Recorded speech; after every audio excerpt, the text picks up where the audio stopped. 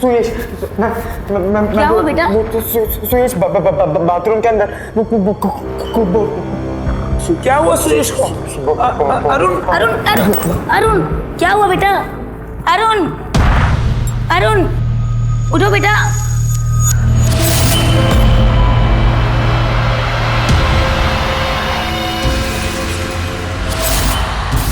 हटो हटो सब लोग, क्या हुआ?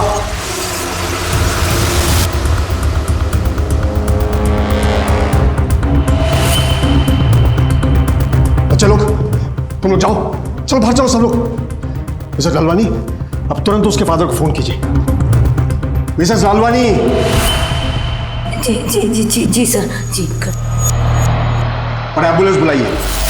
स्कूलों में बच्चों की सुरक्षा को लेकर डर का माहौल व्याप्त है, और यह डर इसलिए क्योंकि स्कूल्स में बच्चों के साथ होने वाले अपराध बढ़ रहे हैं। नेशनल पॉलिसी फॉर चिल्ड्रन 1974 में कहा गया था कि बच्चे देश के सुप्रीम नेशनल एसेट हैं, और विडंबना देखिए, आज 43 साल बाद भी देश के तकरीबन 70% बच्चे फिजिकल और 50% बच्चे सेक्सुअल अब्यूज के शिकार हैं। और इस तरह के घिनौने अपराध स्कूलों में भी लगातार सामने आते रहे हैं। अब यहां सवाल यह है कि सुयश नाम के इस बच्चे को किसने और क्यों मारा? क्या यह मामला भी शारीरिक शोषण का है या फिर हकीकत कुछ और है?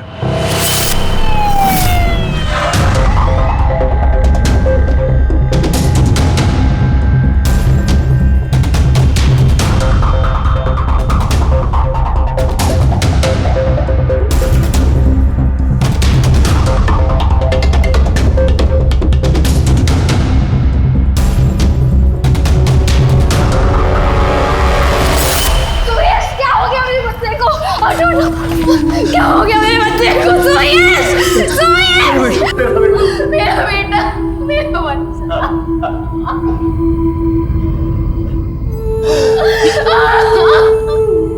मेरा बच्चा।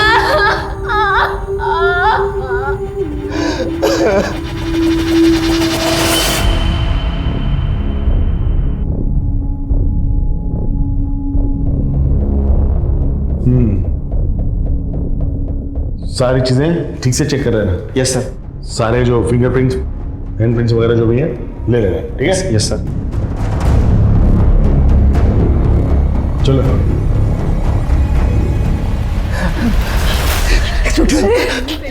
सुयश को हॉस्पिटल लेके जाते हैं। देखिए जी, अब आपके बेटे की तो हो गई है डेथ। देखिए, अब इसे हॉस्पिटल लेके जाकर कोई फायदा नहीं है। 2 मिनट हमें दीजिए तहकीकात करने के लिए, हो सकता है आपके बेटे का कातिल पकड़ा जाए।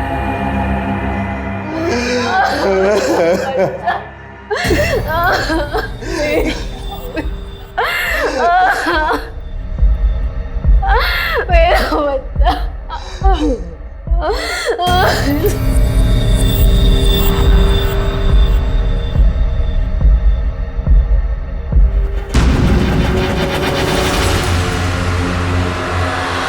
ये उनका दबा कहाँ से लगा? साहब, मैं और कर्मा हम दोनों बॉडी लेकर आए थे बाथरूम से, तो उसी में कहीं लग गया होगा साहब। कौन कर्मा? मैं सर, माली हूँ यहाँ। और ये अमित।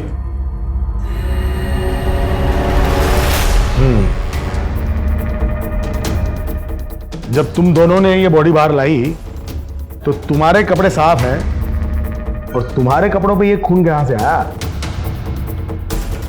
ये जब मर्डर हुआ तब तुम कहां थे? साहब, हम बाहर बस का टायर सही कर रहे थे। बाहर? मतलब तुम इस बिल्डिंग में नहीं थे? नहीं साहब। Sir he is lying sir, ये झूठ बोल रहा है। सर, मैं क्लास में लेट पहुंचा था सर, मैंने इसे खुद अपनी आंखों से देखा है, ये बाथरूम से बाहर आ रहा था। क्या वे? हाँ? नहीं साहब, वो 2 मिनट के लिए पेशाब करने के लिए आए थे बस। अभी अभी तूने बताया कि तू इस बिल्डिंग में आया ही नहीं था, तो फिर? नहीं साहब, वो बहुत जोर से लगी थी तो।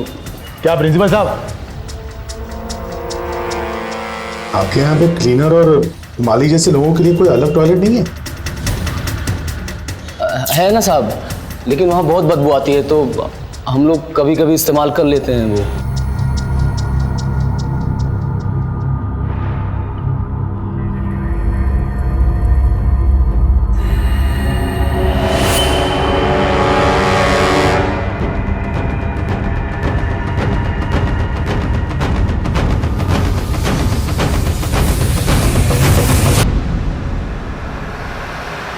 तूने मारा नहीं इस बच्चे को? हाँ दरिंदे। नहीं साहब, हमने नहीं मारा साहब। छोड़ूंगा नहीं मैं। अभी गाना था उसने, तुम्हारा क्यों मारा उसने? क्यों मारा? छोड़ो मुझे, छोड़ो। क्यों मारा उसने? हमने नहीं मारा साहब, हमारी कुछ छोटी सी बच्ची है, उसको क्यों मारेंगे साहब? बच्चों को लेके जाओ यहाँ से। हमने नहीं मारा साहब, कुछ चलो नहीं बच्चों किया। को छोड़ूंगा नहीं मैं। आप शांत। ए बच्चे की लाश को लेके जाओ, चलो। देखिए सुनिए, आप अपने बच्चे की बॉडी को अस्पताल लेके जाइए और उसका वहां पे पोस्टमार्टम करवा लीजिए। मैंने बात कर रखी है, जल्दी हो जाएगा।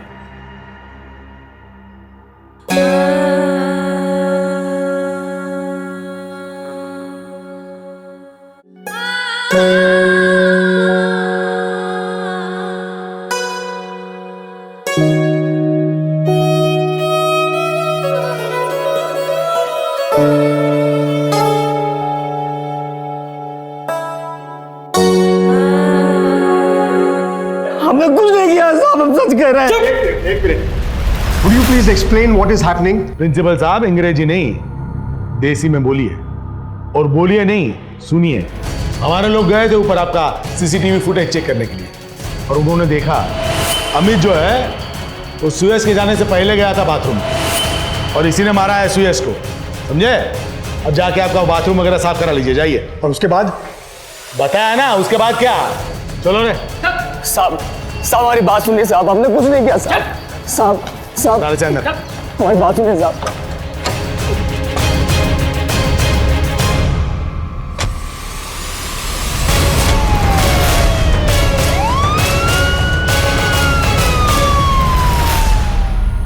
साहब हमसे कह रहे हैं ना, हमारे पति ऐसा कोई काम कर ही नहीं सकते साहब। एक बार मिलने दीजिए हमको साहब, एक बार मिलने दीजिए साहब। तेरे कहने न कहने से कोई फर्क नहीं है ना भाई। हमने पूरा कायदे से काम करा है यहाँ पे, सबकी गवाहियां हमने रिकॉर्ड करी है। देखना है तुझे? अरे भाई एक काम करो भाई, दिखाओ इन्हें। देख तू साहब, आप भी देख लो।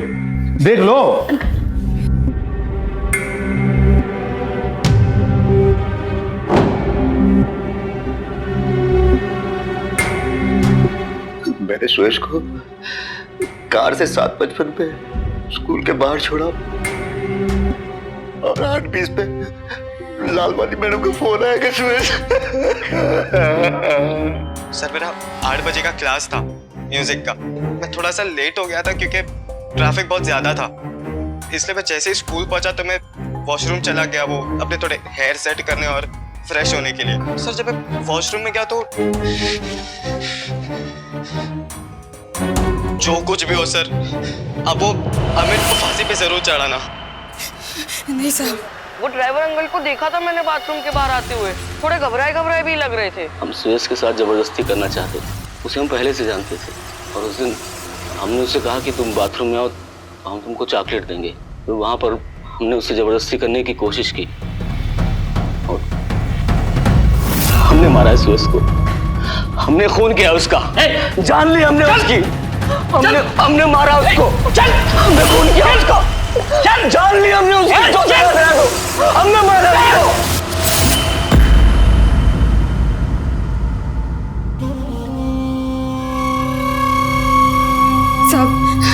साहब हम नहीं जानते कि हमारे पति ने ऐसा क्यों बोला। जिसे समझना था वो समझ चुके हैं। तुझे तेरे पति से मिलना है ना?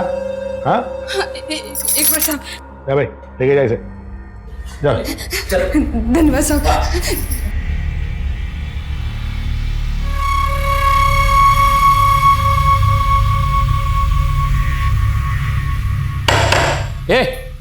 देख कौन है?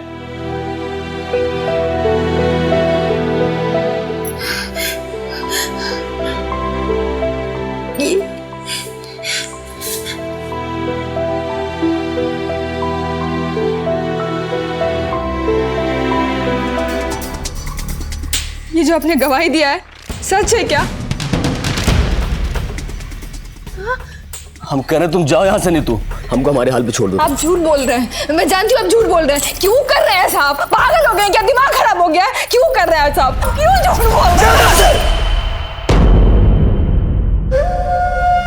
हमारा तुम्हारा साथ बस यही तक था। हम जानते हैं आप झूठ बोल रहे हैं। चल बाहर निकल, बहुत हो गया। सच बोलिए ना। क्यों?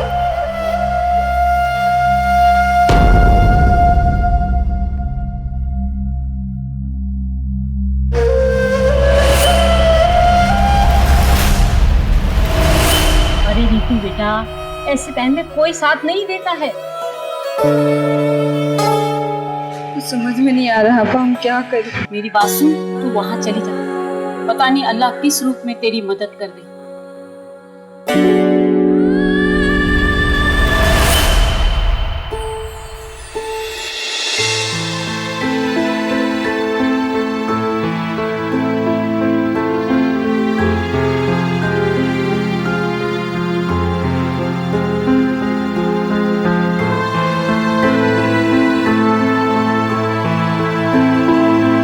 मैं समझ सकता हूँ कि तुम पे क्या बीत रही है, लेकिन सच ये है कि हमने भी अपना बेटा खोया। लेकिन साहब, आप ये बात तो मानते हैं ना कि हमारे पति ने खून नहीं किया साहब? दावे के साथ तो नहीं कह सकता, पर जैसे पुलिस ने साबित किया है कि ये खून तुम्हारे पति अमित नहीं किया है, उसको लेके मेरे मन में कुछ सवाल है जिसे पुलिस ने अभी तक क्लियर नहीं किया है। तो साहब, कोई दूसरी पुलिस नहीं है साहब जो हम दोनों के सवालों के जवाब दे पाए साहब? तुम्हारी हिम्मत कैसे हुई मेरे घर में आने की? निकालो इसे, तुम इससे बात कर रहे हो? इस डायन को तो मैं छोड़ूंगी नहीं। एक तो खूनी के साथ घर बसाती है, सब मेरे ही घर में बैठी है। अरे छोड़ो छोड़ो माही, इसमें हम जाने की क्या गलती है? अरे तुम क्या जानो एक माँ का दर्द क्या होता है? अरे बाबू तो क्या मैं नहीं समझता माही? और ये औरत किसी की माँ नहीं है? घर में बिठा लो इसे, जाके कोर्ट में कह दो कि कर दे बाइज्जत बरी इसके पति को, और लाके जहर दे दो मुझे ताकि मैं भी अपने बेटे के पास चली जाऊं।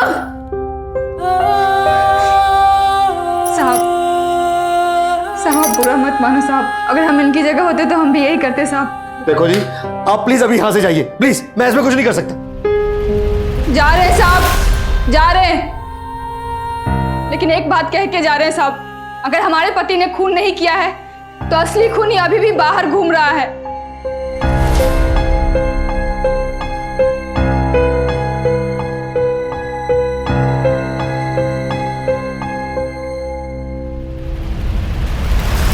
अमित कबूल कर चुका है कि उसने ही सुयश को मारा है। मौका वारदात पर सीसीटीवी फुटेज में भी उसकी मौजूदगी देखी गई है।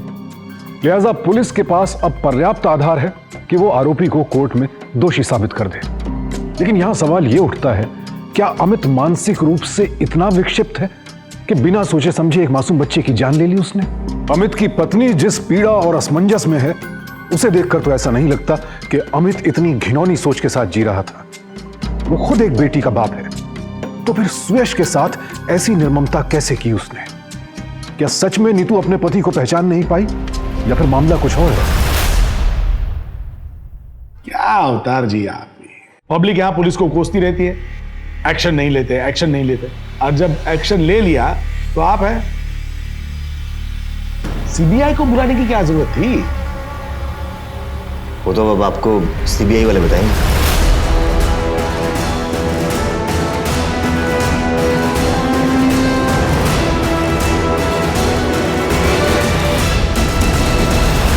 सॉरी, आने में मुझे ज़रा देर हो गई। आप लोग प्लीज़ ज़रा बाहर वेट कीजिए।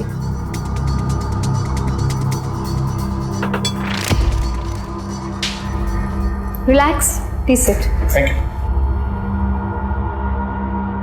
मैंने सुना आपका प्रमोशन हो रहा है, कंग्रेचुलेशंस। Thank you madam. खैर, वो चाकू जिससे मर्डर हुआ था उस पर अमित ड्राइवर की उंगलियों के निशान नहीं मिले ना, तो फिर कोर्ट को आप क्या समझाएंगे? मैडम, उसने खुद ने अपना गुनाह कबूल किया है, कन्फेशन दिया है उसने मैडम, और जज साहब भी तो खुद ब खुद समझ ही जाएंगे ना। खुद समझ जाएंगे? अरे वाह, क्या बात है भाटिया जी, कमाल है। एक तो आपने क्राइम सीन की अच्छी से इन्वेस्टिगेशन नहीं की, और फिर आपके सारे सबूत भी कमजोर हैं। यहाँ पर क्राइम इन्वेस्टिगेशन चल रहा है या फिर क्राइम फिक्शन? चलिए, और अपने साथ अपना लैपटॉप भी लेकर चलिए। कहाँ चलना मैडम? वहीं जहां पर सुयश का खून हुआ और बाद में इंसाफ का। Please come.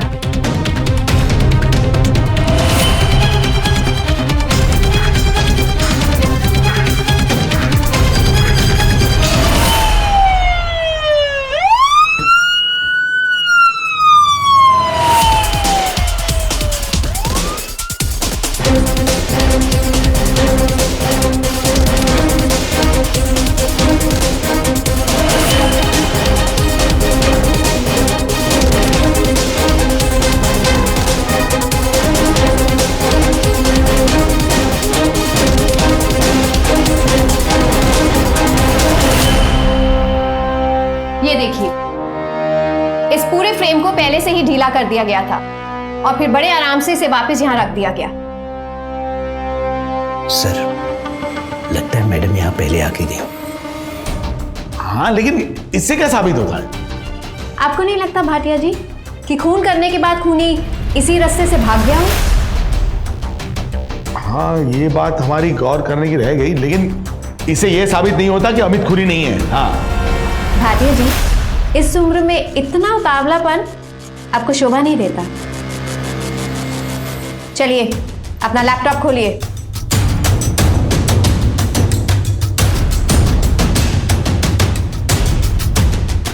ये देखिए, अमित टॉयलेट के अंदर गया और इसके ठीक 2 मिनट बाद टॉयलेट से बाहर आ गया। तो 2 मिनट में किसका कत्ल नहीं हो सकता? देखिए इंस्पेक्टर साहब, अगर किसी का इरादा पहले से हो ना, किसी का मर्डर करने का, तो 2 मिनट तो क्या 1 मिनट लगता है किसी का मर्डर करने में। लीजिए फिर। लेकिन मैं आपको कब से कह रहा हूं कि मैंने अपने बेटे को स्कूल के गेट के बाहर 7:55 पे छोड़ा था और उसको वहां से बाथरूम तक आने में कम से कम 5 मिनट तो लगे होंगे, और आप कह रहे हैं कि बाथरूम में अमित ने उसके साथ जबरदस्ती की और उसका खून कर दिया।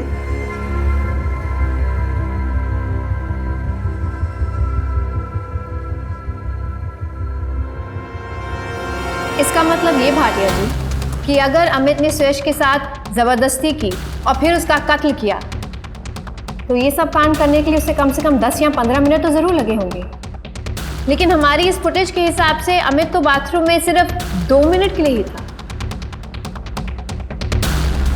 और फिर देखिए, अमित के टॉयलेट के अंदर जाने के ठीक 30 सेकंड बाद सुयश टॉयलेट के अंदर गया अकेला, खुद से, और फिर उसके ठीक 1.5 मिनट बाद अमित टॉयलेट से बाहर निकला, बिल्कुल अकेला। उसके साथ सुयश नहीं था।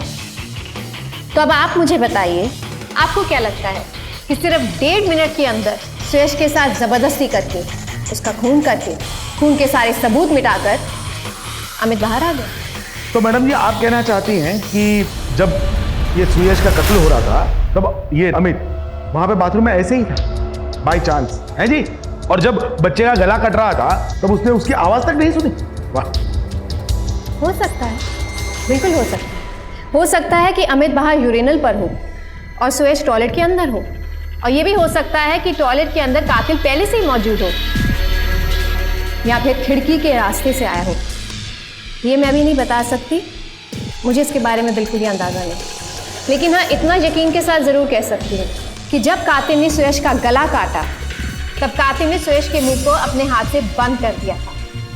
तभी तो बाहर खड़े अमित को अंदर कत्ल हो रहा है, इस बारे में ज़रा भी पता नहीं चला। अरे मैडम जी, अमित ने खुद ने अपना गुनाह कबूल किया है। अब ये खाली पुलाव पकाने से क्या फायदा जी? मैडम जी, इन लोगों ने हमारे पति को बहुत पीटा है, इसलिए। हाँ, मारा तुम्हारे पति को, तो ऐसे ही होता है गुनाह कबूल। देखिए मैडम जी, जब अमित ने अपना गुनाह कबूल किया था तब मैं अकेला नहीं था, ये लोग थे ना हमारे साथ। आप पूछो। हाँ मैडम जी, मार खाने के बाद अमित ने अपना सारा कुकर्म बोल दिया था। देखिए मैडम जी, हमारी ओर से तो ये केस क्लियर है, फिर भी अगर आपको ये इन्वेस्टिगेशन का खेल खेलना है तो खेलिए। चलो रे।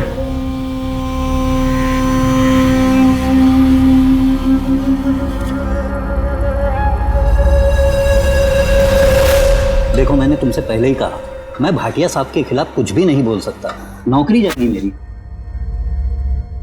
तो फिर हम बोलेंगे जो आपने हमें अभी बोला।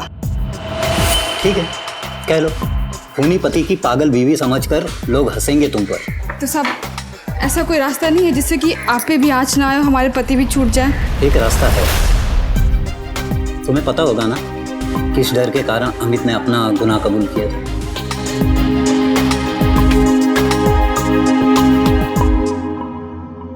अब मैडम जी बोल रही है तो कह दीजिए ना कि ये खून आपने नहीं किया है। हम पहले से बहुत परेशान हैं, हमारा दिमाग खराब मत कर तू नहीं जानती पुलिस वाले कौन सा खेल खेलते हैं। अरे भगवान नहीं जानता है, बहुत भोली है तू जा यहां से। अगर सब पुलिस वाले एक जैसे हैं तो मैं क्या यहाँ तुम्हारे सामने झक मारने आई हूँ? मैडम जी हमको कुछ समझ में नहीं है।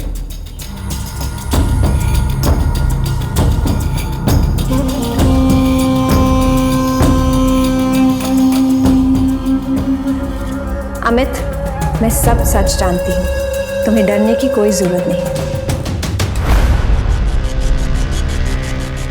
आप तो सच बोल दीजिए ना। हाँ,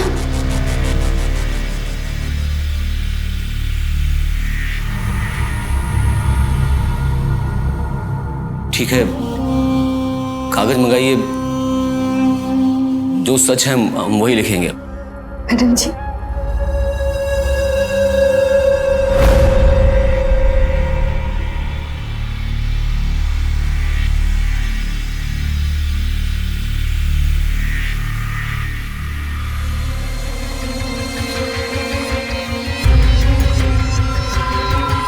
अब ये केस सीबीआई सॉल्व करेगी।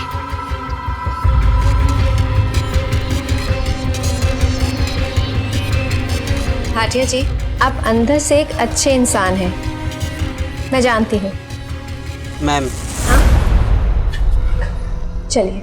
ये आपने मंगवाए हैं? हाँ, मर्डर के दिन की सारी फुटेज मैं दोबारा से चेक करना चाहती थी। हो ना हो, मुझे पूरा यकीन है कि कातिल इसी फुटेज पे छिपा हुआ है।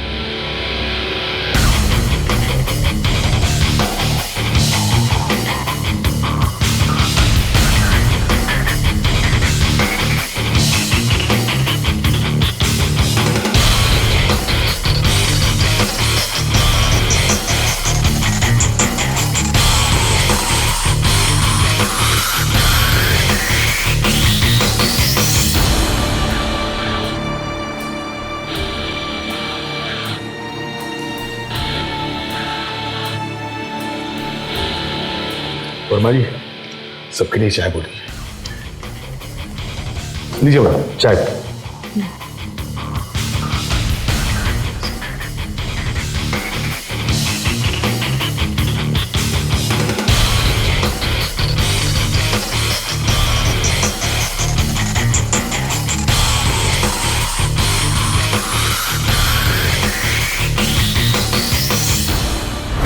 अरे नीतू, तुम अब तक यहाँ हो, घर नहीं गई? मैडम जी, आपके परमिशन के बिना कैसे जाते? अरे नीतू, तुम्हें गिरफ्तार थोड़ी ना किया है, ज्यादा से ज्यादा जाने से पहले बस बता देती। वो आप लोग काम कर रहे थे ना, तो काहे का काम? 10 बार देख चुकी हूँ इस फुटेज को, लेकिन कुछ समझ नहीं आ रहा, कुछ पता नहीं चला कि कातिल कौन है। सर, मेरा 8 बजे का क्लास था म्यूजिक का, मैं थोड़ा सा लेट हो गया था क्योंकि ट्रैफिक बहुत ज्यादा था। अच्छा हुआ इस लड़के ने अपनी टीचर को मर्डर के बारे में तुरंत बता दिया, वरना तो खूनी बच्चे की लाश को भी गायब कर देता। अच्छा नीतू, अब तुम जाओ, मैं तुमसे बाद में बात करूंगी, ठीक है?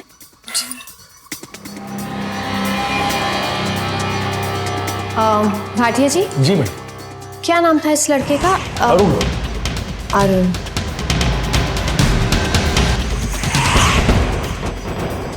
सर, जब मैं वॉशरूम में गया तो टॉयलेट के अंदर से खून बह रहा था फ्लोर पे। मैंने जब दरवाजा खोला तो जो कुछ भी हो सर, अब वो अमित ड्राइवर को फांसी पे जरूर चढ़ाना।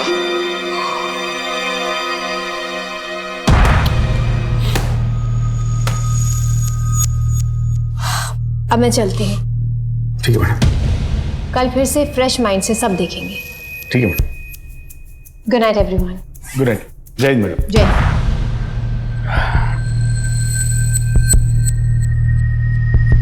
सर मेरा 8 बजे का क्लास था म्यूजिक का।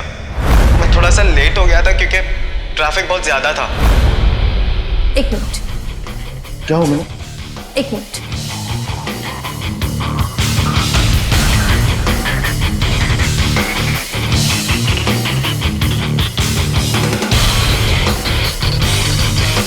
क्या हुआ मैडम?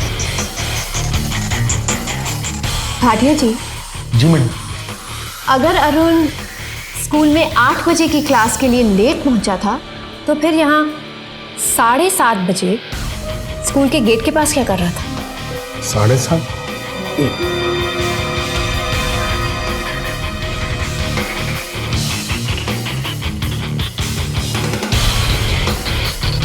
लेकिन मैडम ये अरुण झूठ क्यों बोलेगा? किसी और झूठ को छिपाने के लिए।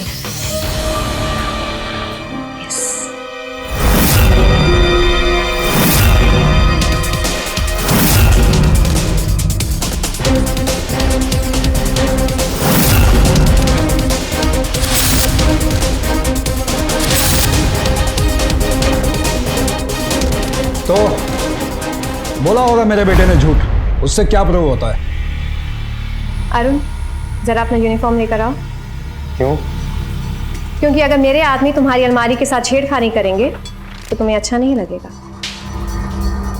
दे दे, अभी अपने फैमिली लॉयर आते होंगे, फिर ठोकता हूँ केस इन सीबीआई वालों पर।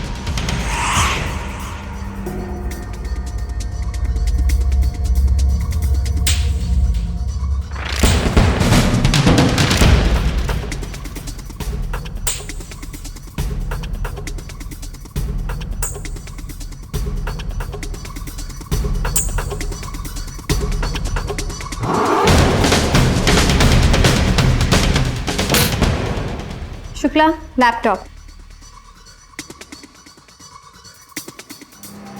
तुमने पुलिस को गवाही मर्डर की उसी शाम को दी थी? हाँ दी थी। तो पुलिस की मदद करना कोई जुर्म है क्या?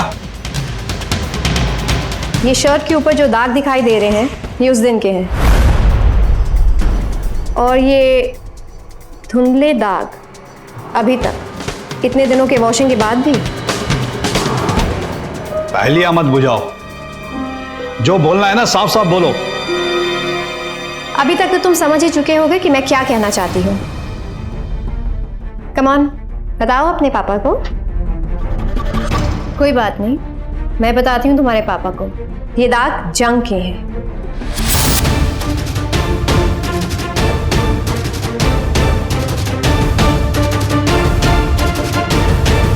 खेल तो तुमने बहुत अच्छा खेला अरुण, लेकिन तुम 2 चीजें करना भूल गए।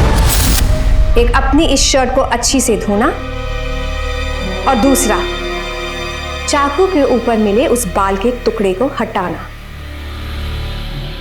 जिससे सुयश का मर्डर हुआ वो? जी हाँ। उस चाकू पर उंगलियों के कोई निशान नहीं मिले, लेकिन उस पर बाल का एक टुकड़ा जरूर मिला। वो बाल का टुकड़ा अमित का तो नहीं था।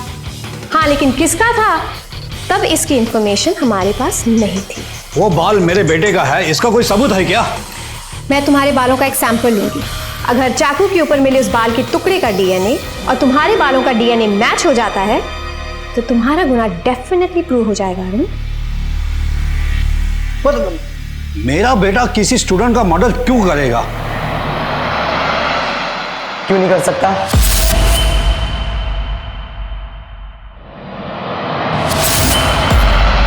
इसकी आंखें लाल हैं, इसके हाथ कांप रहे हैं। क्या आप जानते हैं आपका बेटा ड्रग एडिक्ट है? अरे उससे क्या बात कर रही है? मुझसे बात कर। अच्छा, तो बताओ क्यों मारा तुमने सुयश को? अपनी जान बचाने। उसकी जान भी बच सकती थी, लेकिन क्या करे, गलती मेरी है ना। मैं ही चला गया उसकी मदद करने, वो भी फोकट का ड्रग्स देके। ओह, तो तुम ड्रग्स भी बेचते हो? बिजनेसमैन का बेटा हो, अब जो चीज मुझे इस्तेमाल करनी होती है ना, उसको खरीदने के लिए उसे ज्यादा क्वांटिटी में बेचना पड़ता है, इसलिए मैं ड्रग्स बेचता था। लेकिन वो साला 2 फुट का सुयश उसको फ्री में ड्रग्स दिया और फंस गया। साफ साफ बताओ क्या हुआ था उस दिन?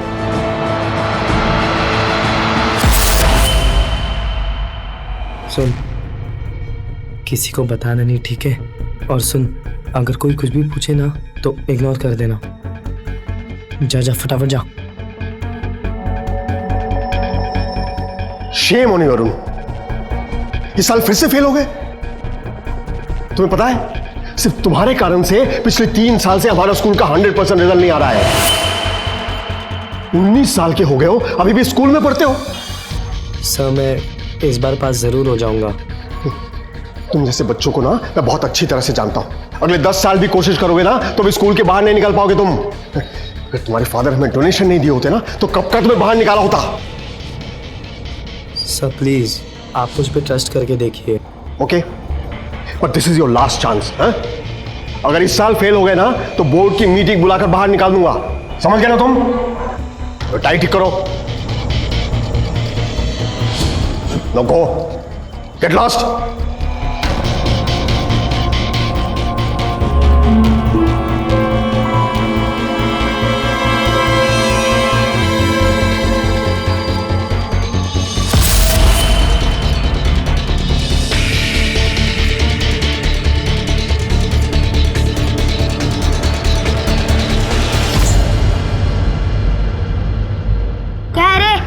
किधर जा रहा है?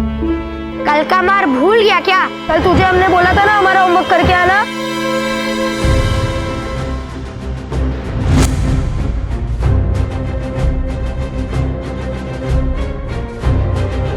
तुझे बोला था ना थोड़ा हैंडराइटिंग अलग करके लिख।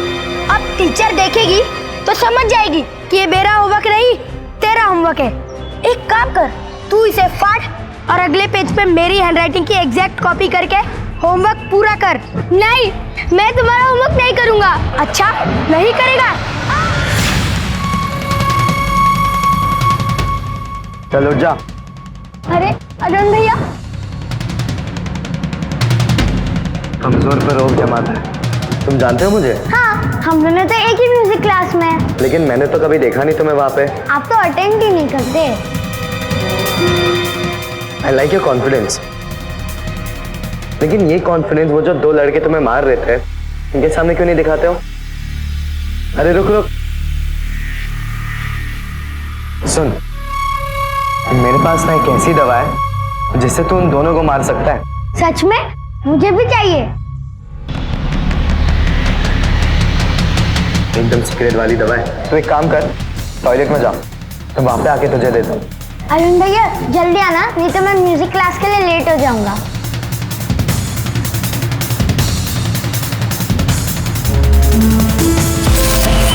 पीछे के रास्ते से जाना पड़ेगा, नहीं तो अगर कोई लफड़ा हुआ तो सीसीटीवी में सब दिख जाएगा। अरे अरुण भैया, आजा अंदर आजा।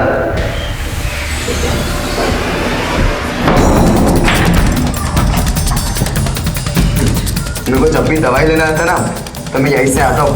सेफ है ना एकदम? मैं आपकी प्रिंसिपल से कंप्लेंट करूंगा।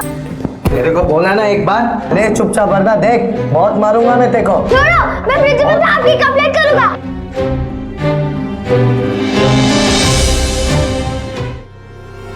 मैं पीछे की खिड़की से भाग गया, फिर दूसरे रास्ते से घूम के आया और रुका था कि वो अमित कब बाहर निकलेगा बाथरूम के। उसके बाहर निकलते ही मैं अंदर गया और सुयश की लाश देखने का नाटक किया। मैम, मैम, लालमणि मैम को जाके बता दिया मैंने सब। मैम, अंदर से और भी कुछ मिला है, इसमें से ड्रग्स मिला है। अरे अब क्या फर्क पड़ता है? मेरे पापा तो मुझे छुड़ा ही लेंगे ना, नहीं तो उनकी इज्जत चली जाएगी। मेरी इज्जत किसी खूनी का साथ देने में नहीं है। शर्म आती है मुझे तुम्हें अपना बेटा कहते हुए। मैडम, आप एक्शन लीजिए। आखिर तू अपनी औकात पे आ ही गया ना। खुद के बेटे को नुकसान पहुंचे तो पहुंचे। अरुण, ड्रग्स लेना इसलिए बुरी नहीं क्योंकि ये तुम्हारी सेहत के लिए हानिकारक है, बल्कि इससे दूसरों को भी हानि पहुंचती है। काश तुम्हारी फैमिली में से किसी ने या तुम्हारे किसी दोस्त ने बताया होता कि तुम्हें ये बुरी आदत है, तब वो मासूम की जान नहीं जाती और तुम भी ठीक हो जाते। Arrest him. चलो।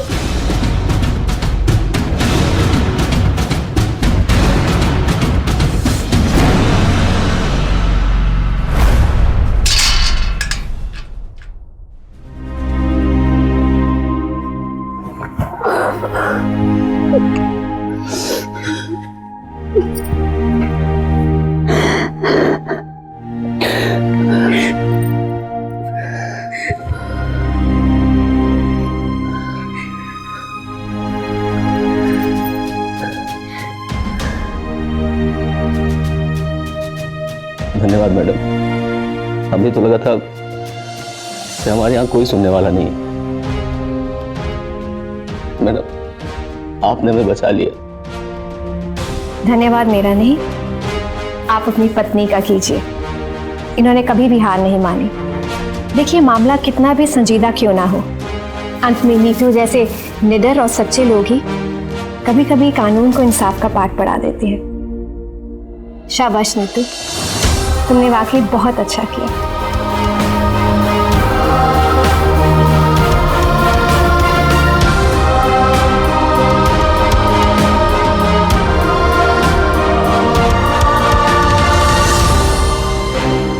चाहे स्कूल हो या कॉलेज, नशे की लत दोनों जगहों पर बढ़ी है।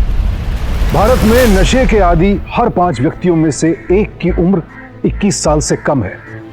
कभी संगी साथियों की देखा देखी, कभी दोस्तों के दबाव में, तो कभी पढ़ाई की चिंता की वजह से कुछ बच्चे तो 11 साल की उम्र से नशे के लिए ड्रग्स लेना शुरू कर देते हैं। एक इंसान की नशे की लत ने कितनी जिंदगियों को अपनी चपेट में ले लिया, ये देखकर हैरान होने के बजाय सावधान होने की जरूरत है। पढ़ाई हमारे बच्चों की जिंदगी का सिर्फ एक पहलू है, उनकी जिंदगी के बाकी हिस्सों पर भी हमें नजर रखनी होगी। नशे की लत में गले तक डूब चुका अरुण एक बार भी घर वालों की नजर में नहीं आया। उसका बार बार फेल होना इस बात का सीधा संकेत था कि वो भटक रहा है, लेकिन किसी ने ध्यान नहीं दिया। आज वो पुलिस की हिरासत में है। आईपीसी की धारा 302 के तहत उस पर मुकदमा दर्ज है, और जिस तरह का जघन्य अपराध उसने किया है, अगर उसे देखा जाए तो संभव है कि अब उम्र कैद ही उसका भविष्य हो। नशे की चपेट में आकर उसने अपना जीवन तो तबाह किया ही, सुयश के माँ बाप को भी जिंदगी भर के लिए आंसू दे गया। उधर अमित और उसके परिवार ने भी क्या कुछ नहीं सहा। अमित की पत्नी नीतू समाज के कमजोर तबके से जरूर थी, लेकिन उसका इरादा कमजोर नहीं था। उसे अपने पति पर पूरा भरोसा था, और ये लड़ाई उसी भरोसे की जीत है। सावधान इंडिया, डर कर नहीं, डट कर।